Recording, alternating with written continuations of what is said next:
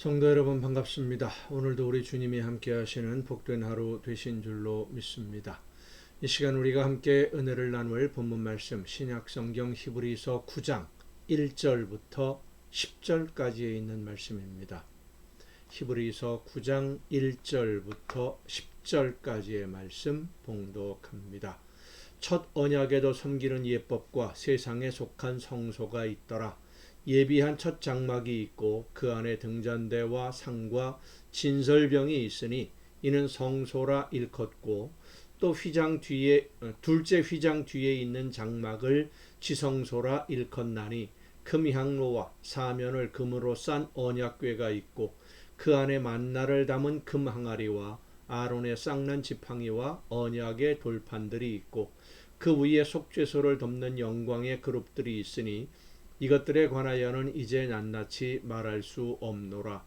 이 모든 것을 이같이 예비하였으니 제사장들이 항상 첫 장막에 들어가 섬기는 예식을 행하고 오직 둘째 장막은 대제사장이 홀로 1년에 한 번 들어가되 자기와 백성의 허물을 위하여 드리는 피 없이는 아니하나니 성경이 이로써 보이신 것은 첫 장막이 서 있을 동안에는 성소에 들어가는 길이 아직 나타나지 아니한 것이라.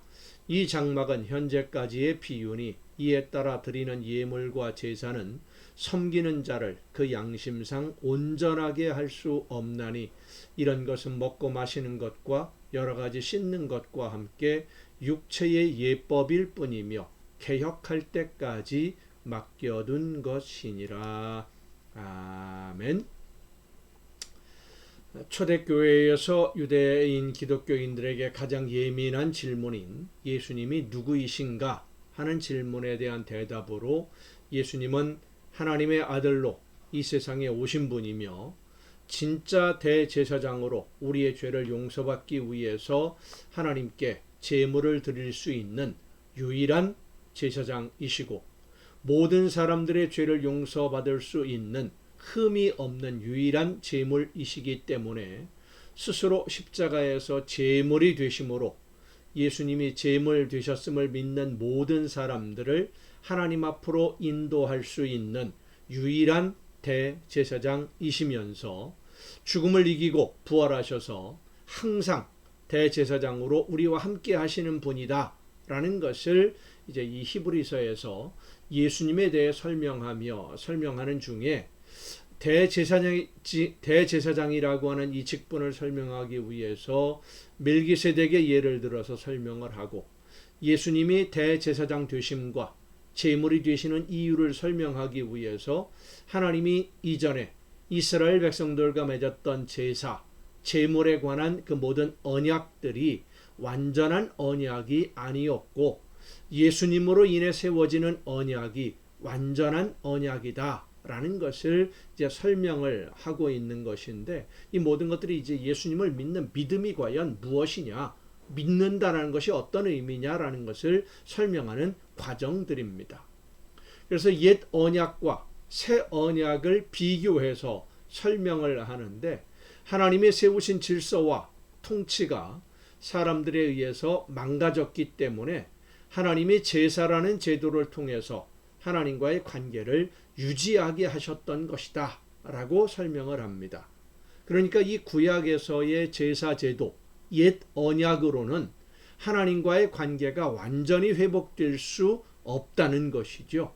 하나님께 완전히 용서받는, 죄가 완벽하게 없어지는 그러한 예식이 될 수 없다라는 말씀입니다.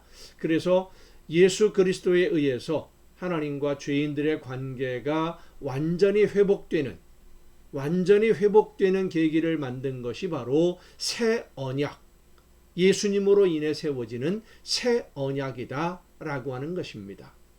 회복이라고 하는 것, 회복은 개혁할 때까지 디올도시스라고 하는 말인데 적당히 바로잡는 것이 아니라 완전하게 바로잡는 것, 완전한 회복을 의미합니다.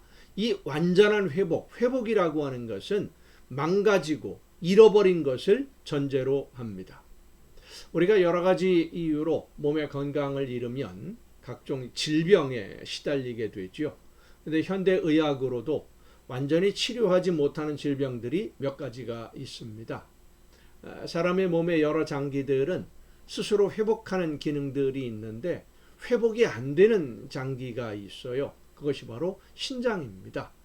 신장이 망가지는 만성 신부전증이라고 하는 질병이 있는데 이 만성 신부전 증상이 나타나게 되면 콩팥이 신장이 더 이상 기능을 하지 못합니다. 그럼 이제 여러 가지 합병증이 몸에 나타나게 되는데 건강한 다른 사람들의 신장을 이식받는 것 외에는 이 질병 만성 신부전을 치료할 방법이 없어요. 신장은 망가지면 회복이 안 되기 때문입니다. 그런데 당장 신장을 기증을 하는 사람이 나타나지 않으면 신장 기증을 받지 못하면 신장 기증하는 사람이 나타날 때까지 신장 기증을 받을 수 있을 때까지 신장의 기능이 망가짐으로 인해서 몸의 건강이 더 이상 악화되지 않도록 다른 부분의 장기들이 다 연달아서 망가지게 되니까 망가지지 않도록 치료하는 치료가 신장 투석입니다. 이 신장 투석은 임시 치료이지 완전한 치료가 될 수 없습니다. 그러니까 신장 투석을 한다고 해서 신장의 기능이 회복이 되어서 재기능을 하게 되지는 않는다는 말씀이죠. 신장 투석은 신장 기능을 잃어버림으로 인해서 더 이상 다른 부분들까지도 망가지지 않도록 임시로 신장이 해야 할 일을 기계로 해주는 겁니다. 임시죠. 성막과 성전 그리고 구약의 제사 제도 이런 것들이 그런 예법, 제사 예법이다라고 하는 말씀입니다. 9절에 있는 말씀을 보면 이 장막은 현재까지의 비윤이 이에 따라 드리는 예물과 제사는 섬기는 자를 그 양심상 온전하게 할 수 없다라고 말씀을 합니다. 온전하게 할 수 없다는 것은 예물과 제사로는 죄를 완전히 없앨 수 없다는 겁니다. 짐승의 제물로 드려지는 그런 제사는 우리 사람들이 지은 죄를 완전하게 용서할 수 있는, 용서받을 수 있는, 씻을 수 있는 것이 아니라는 거예요. 결국 그런 구약 성경에서 구약 성경에서 말하는 옛 언약으로 인한 제물과 제사는 예수님에 의해서 하나님과의 관계가 완전히 회복될 수 있을 때까지 완전한 제사장이신 예수님이 오셔서 완전한 제물로 자신을 드림으로 완전한 제사가 이루어지고 그 제사를 내 제사로 내 제물로 내가 받아들임으로써 하나님과의 새로운 완전한 약속에 서명하는 하나님과의 약속에 들어가는 성도들이 이 세상에 하나님의 나라를 세우기 위해서 온전히 순종할 수 있게 될 때까지 하나님의 말씀을 기억하고 그 관계를 하나님과의 관계를 다시 회복할 수 있도록 그 기억을 잃어버리지 않도록 하는 기능을 한 것이지 그게 바로 옛 언약이지 옛 언약이 완벽한 제사, 완벽한 제물이 아니라는 겁니다. 자, 그러면 지금 우리는 하나님과의 관계를 완전히 회복하고 예수님에 의해서 완전한 제사가 이루어졌으니까 하나님의 자녀로 오늘을 살아가고 있느냐라고 하는 문제입니다. 이 문제에 대해서 자신 있게 나는 완전히 하나님과의 관계가 회복이 되었다라고 말할 수 있는 사람이 과연 있을까요? 예수님으로 인해 하나님과의 관계를 회복한 성도들이 하나님의 나라가 완성이 될 때까지 어떤 기준으로 오늘을 살아가야 하는가?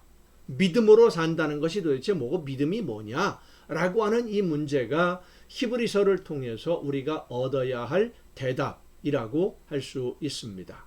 이 문제, 하나님과의 관계를 회복한 성도들이 오늘을 어떻게 살아야 되고 오늘을 하나님의 구원받은 백성들답게 살아갈 수 있도록 주시는 그 제도가 그 모습이 어떤 것이냐라는 문제는 내일 이어서 살펴보도록 하겠습니다. 기도하겠습니다. 오늘도 크신 사랑으로 연약한 저희들을 인도하시며 하나님의 자녀로 오늘을 살 수 있도록 이끌어 주시는 아버지 하나님, 예수님으로 인해서 하나님과의 관계가 회복되어지고 하나님의 자녀로 오늘을 살 수 있게 된 저희들, 말씀 안에서 날마다 믿음으로 순종함으로써 아름다운 하나님의 나라를 이루어가는 새 언약의 일꾼으로, 새 언약의 당사자로 오늘을 살아갈 수 있도록 성령 안에서 저희들의 삶과 마음과 뜻과 생각을 인도하여 주시옵소서. 이 모든 말씀을 예수님의 이름으로 기도하옵나이다. 아멘. 여러분, 오늘도 수고 많으셨습니다. 내일 이 시간에 이 가정 예배 시간을 통해서 여러분 모두 함께 다 같이 만날 수 있기를 바랍니다. 내일 뵙겠습니다.